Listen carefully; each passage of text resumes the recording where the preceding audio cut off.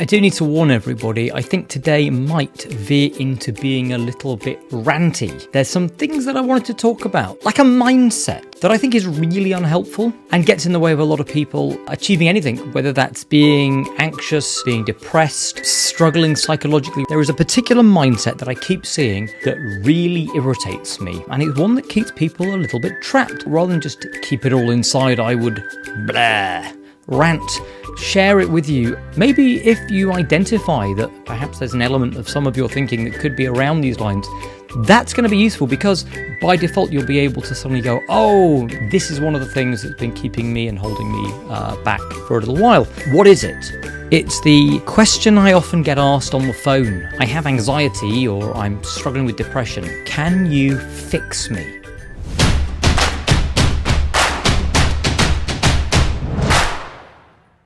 So can I fix you? Well, I want to explain why the answer to that is, I'm pleased to tell you, a resounding no. No, I cannot fix you. Before I expose some of the problematic thinking behind even the idea of can you fix me, let me remind you that the way YouTube works is the more people who like this content, the more people who share it, the more people who comment on it and engage with it, the more YouTube thinks it's worth spreading and putting out. So if you want to go ahead and give it a like, share, subscribe, that would be awesome, and I would be forever grateful to you. And now let's dive in, because I remember a little while ago working with someone who came to see me, and they sat right in front of me, and here's what they said. They went, "Go on then, wave your magic wand and make me better." Hold on a second. And here's what I found myself replying. I said, I can't wave my magic wand and make it all better. But I can teach you the spells to cast, show you how to practice those spells so that you can discover you can make your own magic. But that's kind of the point. Someone who comes in and says, wave your magic wand, make me better, or go on, fix me, that implies that they don't really want to do any of the work. And more than that, it implies that they are simply a victim to life unfolding around them, i.e., I have no control over all of this stuff that happens to me. Playing the victim role doesn't lead to you being psychologically free. When people say to me, can you fix me? My alarm bells just start going. But there's more to it. The other reason why I don't think I can fix people is I fundamentally don't believe that people are broken. Think of it this way. Imagine someone's walking down the street and they get attacked by a dog, and that 30-second dog attack freaks them out. Now, at some level, their brain is trying to keep them safe. And if they do get attacked by a dog, it's not inappropriate, is it, for some part of them to go, dogs seem dangerous. Let's put them on the radar and mark them out as dangerous. And that's why, if I'm attacked by a dog, it's worth bringing up the fight, flight or freeze response. That's not broken, is it? Broken would be being attacked by a dog and then immediately saying, God, that's awful. Let's go and find more dogs. That doesn't make sense, and I haven't come across anyone like that before. Which means if you have a story that, like, I'm broken, stop telling yourself that story, because it's not likely to be true. It's likely that everything that's ever happened to you has caused your brain to make certain associations that certain things are dangerous and certain things pose a threat. That doing, in effect, too good a perfect job, overprotecting you. But that's not broken. It's just doing what it's learnt is important for your survival. So I think not looking at yourself as broken and therefore the needing to be fixed actually isn't a useful frame, and it's very disempowering. The other problem with the can you fix me label is it implies that they want me to do all the work, or that my job somehow is to do it for them. And it could be that a whole variety of problematic patterns that they like to change are a result of that attitude of, I just see what happens, that passivity. So when they say, can you fix me? I think it's important for people to realize it's not my job to fix them. A very good hypnotist by the name of Mike Mundell, I interviewed him on my podcast, the Rapid Change Matters podcast, which is primarily for therapists. And he said something that really stuck out for me. People often think that the role of a hypnotist is to find that trapped thinking. It's like they're trapped in a labyrinth of their own thinking, and they want the hypnotist to kind of reach inside and just pull them out and take them to pastures new. But that's not the job of the hypnotist. The job of the hypnotist is simply to give them the sword, the shield, the torch, the map, show them the path so that they're better armed. But they've still got to go and do it. We're not doing it for them. So it's about having a collaboration. And I've noticed, and I do get really good results over the years, and I've been doing this, 18, 19 years now, a significant proportion, 80, 90% of the people that I see will have significant benefits, if not get all the way there in the work that we do together. But not everyone.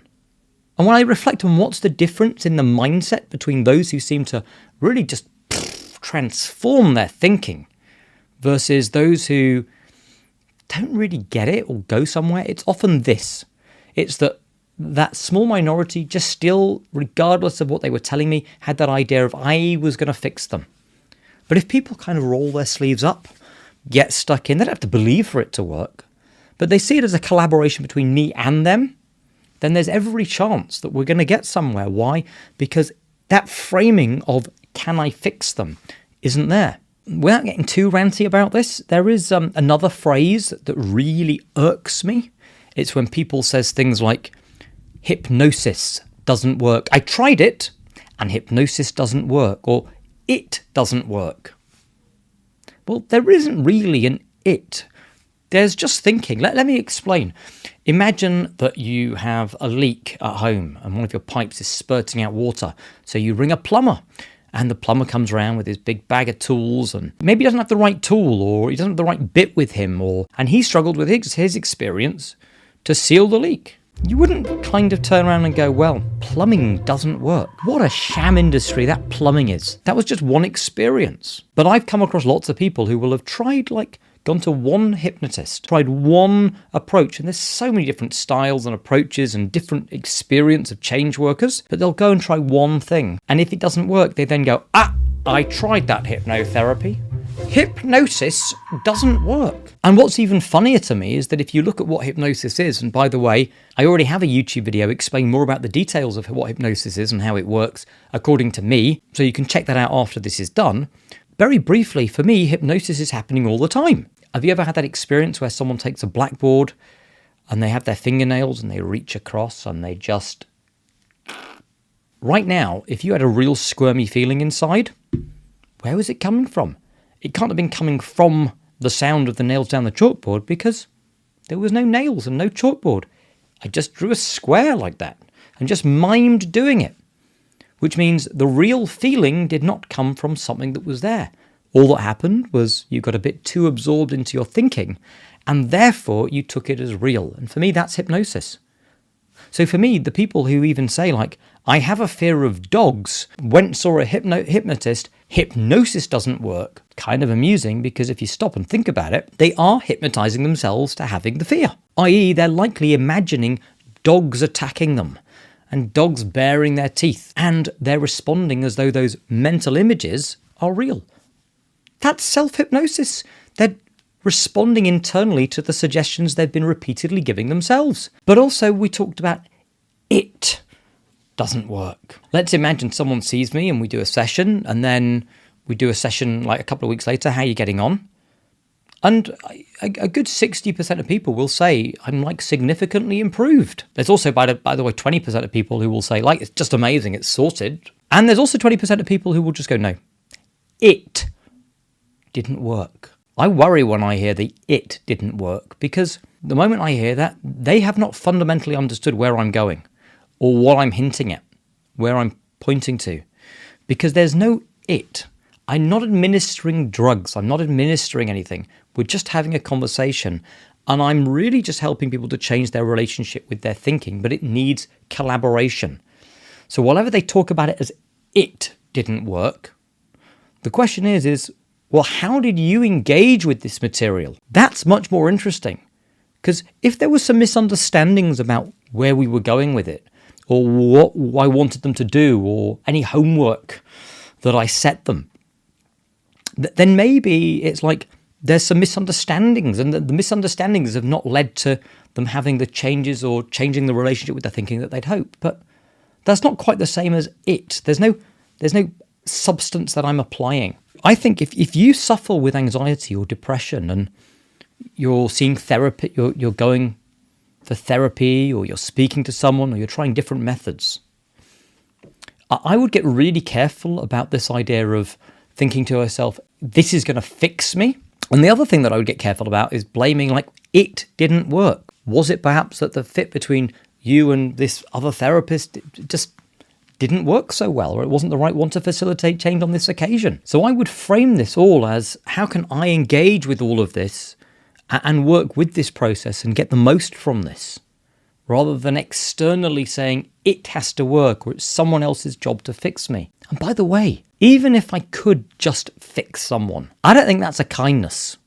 And I'll tell you why. Because that really implies that they have no control over their own thinking. And even if they went away supposedly fixed, then what I've really done is sow the seed that when they have problems, you have to go to someone else to sort them out. And what does that really teach in terms of self-efficacy and responsibility and learning how to take control of your own thinking? That does not sow a seed that's useful, I believe, in the long run. So that's a case of, what's the phrase? Winning the battle but losing the war, or war and battle. I forget which way around they go, but you know what I mean. So can I fix you? No, nor would I want to, nor is it my job to, but could I work with you to help you take responsibility for changing your own patterns of thinking? Yeah, that's amazing. That's what helps. And listen, if this has given you some food for thought and perhaps maybe ruffled some feathers, maybe you're sitting there thinking, oh shit, that's me. I'm just hoping someone's going to fix me. Then maybe it's worth changing the way you think about this. As always, I do one-on-one work. So if you want to get in touch or you got something, send me a message. You can go over to www.rapidchange.works and there's an inquiry form. So just let me know. I'm always around to help people through this sort of stuff, but not to fix you. There is another side to this, but I think this is going to be a topic for a future YouTube video. About what does even fix mean and what do people mean by that? Because I think people have unrealistic expectations about what they want. They think that being fixed means that they'll only be happy forever for the rest of their life and never have any stresses and strains, and heaven help that moment if they have any anxiety or feel down at any moment of their life. Does that mean that they're no longer fixed? No, it probably just means they're human, but we're going to unpack that on a future video. And as always, I hope you've enjoyed. If this has been useful to you or even ruffled some feathers, let me know. Share the comments below, share, like, all of that stuff, because it really does help let other people find this content. So thank you for tuning in. See you all soon.